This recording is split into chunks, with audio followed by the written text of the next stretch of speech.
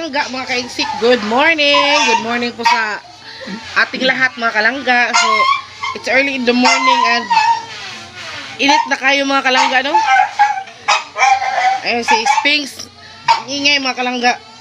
So, for today's video mga kalangga, ay wala lang. Gusto lang naming magpakita ni Papa ng aming mga bagong papi mga kalangga. Ayun mga kalangga, medyo maingay po talaga dito. Kasi po si Sphinx nag-ingay, tapos may nagtatrabaho din po doon sa bahay nila Inday Lucy mga kalangga. So ayun mga kalangga, nanganak po kasi yung dalawa naming aso. Pakita ko po sa inyo yung mga anak nila ha. Napaka-cute mga kalangga. So ito po siya. Ayan po mga kalangga, yung anak ni Samsam. Dalawa po yung anak niya mga kalangga. Yung brown na yan ay si Amara. At ito namang white na to ay si Amihan. Pareho po silang babae mga kalangga, no? Napaka-cute, cute. Tapos ang nagdala, si Father. Oh, cute start. Cute din po yung nagdala, oh. Cute naman yan. So nakikita nyo po, yung bahay ni Inday Lucy ay medyo malapit na. Pero hindi ko po siya papakita sa inyo ng buo kasi yung vlog po yan ni Inday Lucy mga kalangga. Tapos puntahan naman natin yung isa na nanganak. So ayan po mga kalangga, no, ang ganda ng paligid-ligid ay maraming linga. Ayan po mga kalangga. Medyo mahangin po siya ngayon. So, puntahan po natin yung isang nanganak na aso ni Papa. Yan po siya, oh. Yan po yung nanay, oh. Si Jubel. Cute ng nanay, no? Hey, Ate Jubel.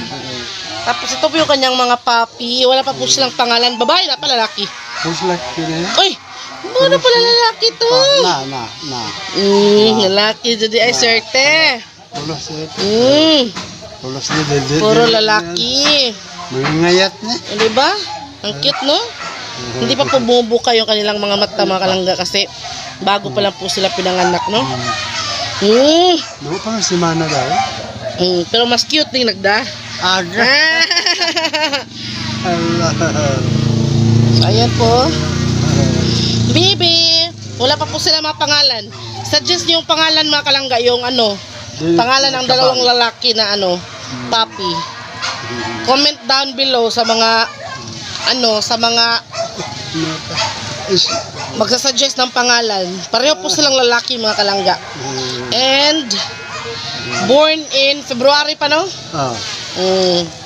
February po sila na tao. Agoy, ari ko nung usa. Nang kuyot naman oy. Nang kuyot naman oy. Lablab talaga ni Papa yung mga papi mga kalangga, no? Ano kayo mga humot magkano ilong panimbutan? Kasi ang bango daw ng papi. Ito yung nanay nila, oh. Ate Jubil. Binabantayan niya po yung kanyang mga patay na yan. So marami po kami mga aso dito mga kalangga. Yan po yung isang nanganak, oh, si Samsam. Yung unang aso namin. Tapos meron yan mga kalangga. Marami po kaming mga aso dito mga kalangga, mga Bisaya. So ito po yung ito po yung forma ng ating lugar, no, kapag umaga, no.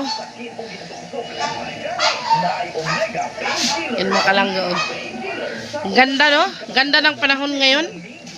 Super ganda ng panahon. Kasi mainit siya, kaso lang po mga kalangga, medyo mahangin.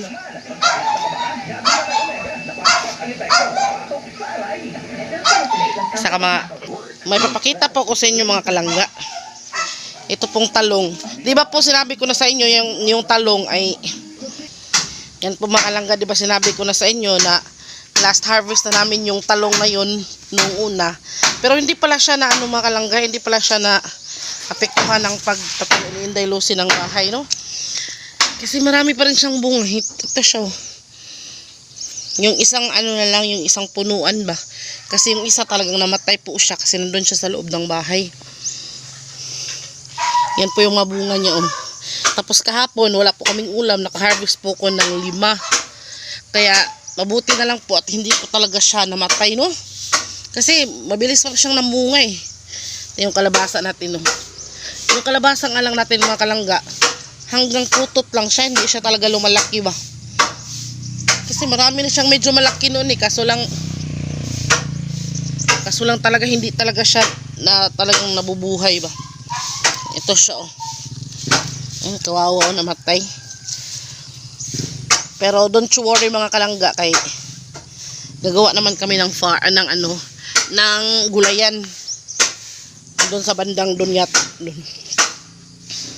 Ito po yung bahay ni Lucy. Hindi ko na po siya ipapakita ng buo ha, kasi baka pagalitan tayo ba, kasi iba-vlog niya po ito eh. Ayan, marami pa po siyang putot mga kalangga, no? Marami pa po siyang mga maliliit ba itong talong. Oh. Kaya thankful tayo nun, hindi talaga siya namatay. Meron pa po talaga siyang, ayan oh. Ayan, no?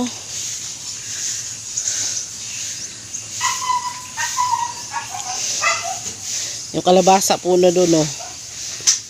Oh, see? May kalabasa po siya dyan. Kaso lang po, putot pa, maliit pa siya ba. Naanuhan nga lang siya ng mga kahoy. Pero okay lang yan. Gawa lang tayo ng panibago. Tapos ito naman mga kalangga, nilagay ito ni Inday Lucy dito sa may balde. Melon siya mga kalangga. Ililipat pa namin siya. Ngayon tayo, balihin na nato pa. Abasin. Pero di kayo siya makatambok siguro. Melon ay. Watermelon mga kalangga.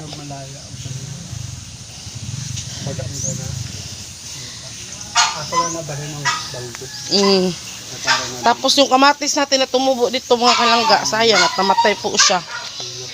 Kasi yung nagmamasa kasi sila dyan. Tapos doon dinagay-day ba, ari din sa kamatis ba. Hindi talaga siya nakasurvive. So ayun nga mga kalangga, yung natin, yung mga sili natin doon, hindi pa siya namumunga. Tapos yung sili naman na dyan sa tabi ng bahay ni Inday Lucy, ay namatay talaga siya. Kasi kailangan talaga siyang kunin kasi nasa nasa nakanang haligi ba. Kailangan talaga siyang kunin. Kaya ayun, yung update natin. Ang hirap maghanap ng content mga kalanggoy. Kaya para naman makita nyo yung sitwasyon dito. Kaya nag-vlog ako ng na-vlog lang. Para makita nyo yung sitwasyon. Yung si Papa oh. So ayun na mga kalangga ah. Thank you. Yan yung vlog natin muna sa ngayon kasi wala pa tayong ibang content mga kalangga. So pinapakita ko lang po sa inyo yung ganda ng paligid at yung ganda ng panahon. Tapos napakaingay pa mga kalangga kasi may nagtatrabaho nga. Kaya hindi ako masyadong pagawa ng content ha. Kaya sa mga magtatanong dyan kung bakit wala pa kaming masyadong content, ayun nga po, wala pa kaming masyadong video, wala po kaming masyadong makontent. Tapos kanang kuan muna siya, kanang kanang maingay. Kaya hanggang sa susunod na lang ng mga kalangga ha. Sana po huwag kayong umalis, huwag kayong mangluod ha. So hanggang dito na lang. Thank you for watching mga kalangga. Bye bye.